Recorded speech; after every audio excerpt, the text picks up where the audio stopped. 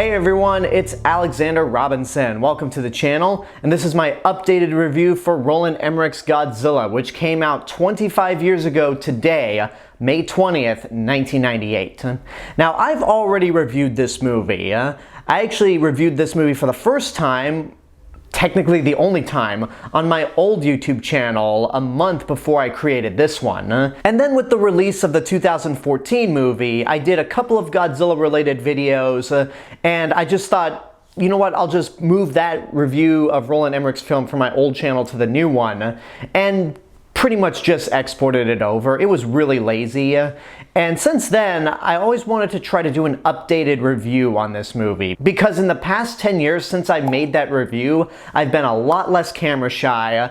I have my own reviewing style, and I'm not as awkward as I was before, and a lot of people have been wondering, what's your feelings on Roland Emmerich's Godzilla now that the MonsterVerse movies exist? And considering that today is the 25th anniversary of this film's release, the timing couldn't have been perfect. Now, I actually did watch Roland Emmerich's Godzilla 3 separate times after the release of the 2014 movie. The first time was actually later that year when my brother, myself, and one of his friends went to see the Riff Tracks version of this movie at City Walk. And then the 2 other times I saw it was during the 2020 lockdowns.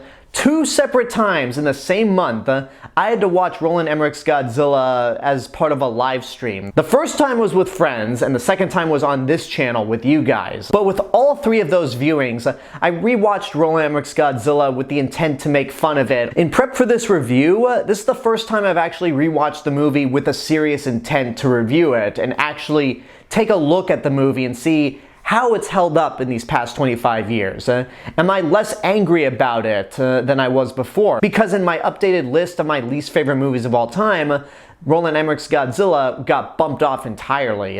And more importantly, have the wounds healed now that the MonsterVerse exists?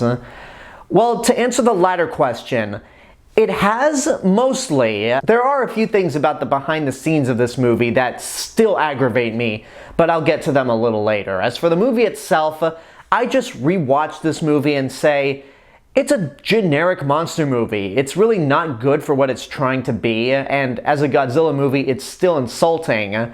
But considering that the MonsterVerse has done this character justice, regardless of how you feel about the quality of those films, I'm not angry about it anymore. As a Godzilla fan, there's no real reason to continue holding a grudge against this movie now that Hollywood has rectified that mistake. However, the irony is that I actually wasn't a Godzilla fan prior to seeing Roland Emmerich's movie. I talked about this in the original review, but since that video is over 10 years old, and I've gained a lot more viewers and subscribers since then, I might as well do a recap. I was 7 years old when Roland Emmerich's Godzilla came out. I was finishing up first grade. I didn't see it until I made it into second grade when the movie came out on VHS, because a lot of my friends at the time that have seen Roland Emmerich's Godzilla were talking about it a lot. And I'd always been aware of Godzilla through cultural osmosis and just browsing through the horror section at Blockbuster, where all those cool Godzilla VHS tapes captured my interest, but I was always too scared to watch them. Anyway, my friends eventually convinced me to watch Roland Emmerich's Godzilla. So at my local Blockbuster, my parents agreed to rent Roland Emmerich's Godzilla for me, but they also rented Godzilla vs. King Ghidorah because they wanted me to experience one of the real Godzilla movies. So I watched Roland Emmerich's movie first, and even as a 7-year-old, I really didn't like it, but I kept telling myself that, yeah, it's good. Like, I wanted to be popular. I wanted to be among the cool kids and thinking, yeah, this movie's cool. And I actually watched it twice in a row. That's something I didn't mention in my original video, but I actually watched this movie one night, and then the following night watched it again, trying to see if I was missing something. Like, I tried to convince myself that this was a good movie, but it didn't work. So the following morning, I watched Godzilla vs. King Ghidorah, and I friggin' loved that movie. And when it was done, I thought to myself, this is awesome. This, not so much. And it was because of Godzilla vs. King Ghidorah that I got hooked on the franchise. I went through every single Godzilla VHS tape that my local Blockbuster had, watched them out of order, and by the time I got to King Kong vs. Godzilla, my dad said, "You're not watching that until you see the original King Kong." So by the time I got through every VHS tape at Blockbuster, I had access to the internet, and I found out there were even more Godzilla movies out there that my Blockbuster did not carry. So I made it a mission statement to watch every single Godzilla movie imaginable leading up to Godzilla Final Wars. Final Wars ended up being the point where I officially caught up and have seen every Godzilla movie. Pretty fitting. So that was my first time seeing Roland Emmerich's Godzilla, and for those of you who want to know the origin story of how I became a huge Godzilla nerd, well, there you go. So cut to the present day. The MonsterVerse is in full swing. There's a new Godzilla vs. Kong movie coming out next year. How does Roland Emmerich's Godzilla fit in comparison? It really is just, I mean, it's a generic monster movie, but rewatching this and prep for this review, I have to give it credit where credit is due. There are a few sequences that actually worked for me. Some of which actually are, oh, I can't believe I'm about to say this, some of which are actually faithful to the rest of the Godzilla series. That didn't feel right. But in all seriousness, I think the opening sequence is a really tense and atmospheric update to the opening sequence of the 1954 film, where Godzilla attacks a fishing vessel, or in this movie's case, Zilla. But the only glimpse that we get of the monster are the claws and the tail smashing up against the boat. It's a lot more than we get to see out of the 1954 film, where it was just a bright light and the boat caught on fire. So that's a pretty cool sequence, even though the first time we see the ship's captain, he's watching sumo wrestling and eating ramen. Like, that is playing into the Japanese stereotype in a non-subtle way, Roland Emmerich, almost to the point where it's a little racist. Another trait that this movie actually carries over from the original Godzilla films, mainly the ones directed by Ishiro Honda, is that the scientists and journalists are actually the heroes of the movie. In most of Ishiro Honda's Godzilla movies, with the exception of King Kong vs. Godzilla and All Monsters Attack, he usually makes it a priority to have the scientists and journalists be the heroes of the movie and paint the politicians as completely ineffective. So we get that in this movie, except with the politicians, it's done by accident, because Roland Emmerich's main intent with Mayor Ebert and his assistant Gene was just to make fun of Gene Siskel and Roger Ebert. In a very petty manner, something that Gene Siskel brought up in their review, and it didn't even work all the way, because Gene Siskel pretty much chastised them for not going all the way with it, like having the monster squash them or eat them. So yeah, that didn't really work out, but all the other aspects are the closest we'll ever get to this movie feeling like an actual Godzilla film. But there are a few other things that I enjoyed. The sequence where Zilla arrives in New York City is well shot. The action scene with the Apache helicopters is a lot of fun, even though both those scenes have some really stupid moments to them.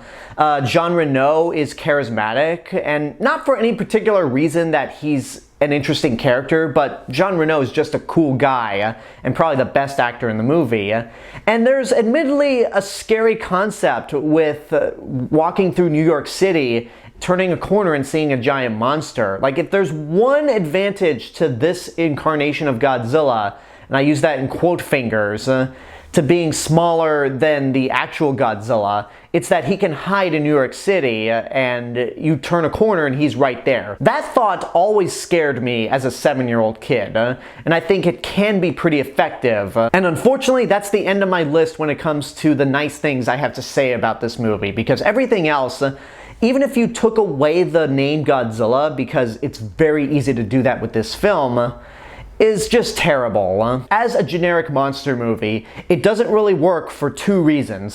One, it's really toned down in its destruction, because after Dean Devlin and Roland Emmerich made a big splash with Independence Day and prided themselves on blowing up cities on a massive scale, It's shocking that this monster movie is very restrained. The monster goes out of its way to not destroy buildings, and most of the destruction actually comes from the military, like blowing up the Chrysler Building and blowing up Madison Square Garden. Those are the only big instances where shit's blowing up, and it's caused by the military.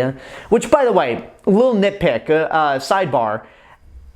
How is Zilla able to lay his eggs in Madison Square Garden without, like, tearing a hole through it? Because even though this monster is smaller and weaker than Godzilla, there's no way he's small enough to get inside Madison Square Garden without damaging the outside of the building. That's impossible. I'm sorry. Back to the rest of the movie. The other reason this doesn't work as a monster movie, even if you take away the Godzilla name, is because it's too busy ripping off so many other big blockbusters out there. It rips off Jaws, it rips off Star Wars, and especially in the sequence with the baby Godzillas, it rips off Aliens and Jurassic Park, and it does not let you forget that it is ripping off Jurassic Park. It's because of all those rip-offs, it makes this already unremarkable monster movie that much more unremarkable. And also, it doesn't help that this movie can't decide what tone it wants to take. There are points where this movie tries to be very straightforward and be a serious monster movie, but then it's undercut by terrible attempts at intentional humor. Like I already mentioned, making fun of Gene Siskel and Roger Ebert, but there are characters that act super exaggerated, there's musical cues that are supposed to be whimsical and goofy, and then of course there's the line, "That's a lot of fish," which, I'm sorry, it's not funny. Like, it's a poor attempt at a joke that's only funny because of how unfunny it is. It's basically an anti-joke and only works because of how unfunny it is. And while the actual attempts at humor don't work in this movie, the unintentionally funny moments are actually the funniest things about it, like that line. But also there are moments like the lizards watching nuclear bomb explosions. Like that always puts a smile on my face. The absurd amount of Apache helicopters that chase Zilla into the Hudson River. The fact that the military can't even hit this thing. The terrible CGI with the baby Godzillas and how there's a sequence where they're tripping over gumballs. The fact that when Zilla walks slowly, everyone can feel his footsteps, but when he's hauling ass, he's running through the streets of New York, nobody feels a thing. The fact that Zilla can't catch a single taxi cab, and the fact that prior to our heroes getting into that taxi cab, they managed to outrun this giant monster that can run. Those unintentionally funny moments are the sole reason why I would even consider recommending this movie to people. Because if you have friends, alcohol, and weed, you're going to have a blast watching this movie because it is a prime example of those terrible schlocky 90s blockbusters that, yeah, they were heavily criticized back then and still are, but you can watch them almost 30 years later and laugh your ass off. And thanks to the newer American Godzilla films, it's really easy for me to look back at this movie and enjoy it in that it's so bad it's good way. Because, again, as a Godzilla movie, it's straight up insulting. Now, everything that has been said about this movie in terms of how it disrespects the character of Godzilla has already been said. Like, the monster, while a cool design, doesn't feature any of the characteristics that made Godzilla the icon of Japan and around the world. He doesn't have atomic breath, he's a scared creature that just wants to lay eggs rather than being a symbol for nuclear destruction. He's not invincible and can easily be killed by missiles, and it doesn't even look like Godzilla. All of that has been said for the past 25 years, and there's no reason to go over it again. But the thing I really want to talk about more than the monster itself was the level of contempt that the filmmakers had towards the franchise going into it. Roland Emmerich has been on record several times saying that he is not a Godzilla fan. And here's an actual quote from The Hollywood Reporter when he was promoting Moonfall last year. "I didn't want to do Godzilla, but they made me a deal which was unheard of. I said, okay, let's go about this really radically. I'm not doing Big Belly Godzilla. I'm doing him as a lizard. That was supposed to tell everybody I can't do this movie. And it's not so much him not being a Godzilla fan that irks me, because a filmmaker doesn't have to be a fan of a property in order to actually make a good movie. I mean, J.J. Abrams wasn't a fan of Star Trek before he did the 2009 movie, and look how that turned out. So as long as they make a good movie and show some respect towards the property that they're adapting, that's all that matters. With Roland Emmerich, he made it clear that he doesn't understand Godzilla, and he doesn't even like Godzilla. So it just makes me wonder why TriStar was pushing so hard for somebody that didn't want to make this movie. And here's another quote that I found from Roland Emmerich in Sci-Fi Japan. "I was never a big Godzilla fan. They were just the weekend matinees you saw as a kid, like the Hercules films and the really bad Italian westerns. You'd go with all your friends and just laugh." Oh yeah, those really bad, terribly made Italian westerns like A Fistful of Dollars or The Good and the Bad and the Ugly. Heaven forbid people look at those movies as critical darlings and one of the greatest movies of all time. We can't let that happen. I'm sorry, with that quote and what Roland Emmerich said about the Marvel Cinematic Universe last year when promoting Moonfall, it's why I've suddenly lost respect for Roland Emmerich, because it's like, dude, you haven't made a good movie since Independence Day, and that was 1996. Get out of your glass house, get off your high horse, and just shut up. I try not to criticize people for who they are, but that feeds into my frustration with Roland Emmerich making this movie, is that it's clear he showed no love for Godzilla at all and practically went out of his way to piss off the fandom and even admitted to not liking Godzilla. And the level of contempt towards the Godzilla franchise doesn't even stop with Roland Emmerich. Patrick Tatopoulos, who designed the creature, has a really backwards philosophy when it came to making this movie. Before Roland Emmerich's movie, there was another attempt to try to make an American Godzilla film. That didn't work out, but there was a design, a maquette made by Stan Winston's company that actually looks like Godzilla. It's a cool design, but here's what Patrick Tatopoulos said about it. What they did, which was a mistake in my mind, was rather than going in a new direction, they tried to alter and make the old one better. And when you do that, first of all, I think that's very disrespectful. It's more disrespectful for me to alter something existing than to take a fresh new direction. I don't understand that logic at all. Radically redesigning something is more faithful and respectful to the source material than altering what already exists. Like that blows my mind that someone would think that way. But then again, this is the same Patrick Tatopoulos that radically redesigned the Goombas for the original Super Mario Bros. Movie. And I don't know if he was really responsible for another creation, but Patrick Tatopoulos was actually the production designer for Batman vs. Superman, which gave us the horrible looking Doomsday.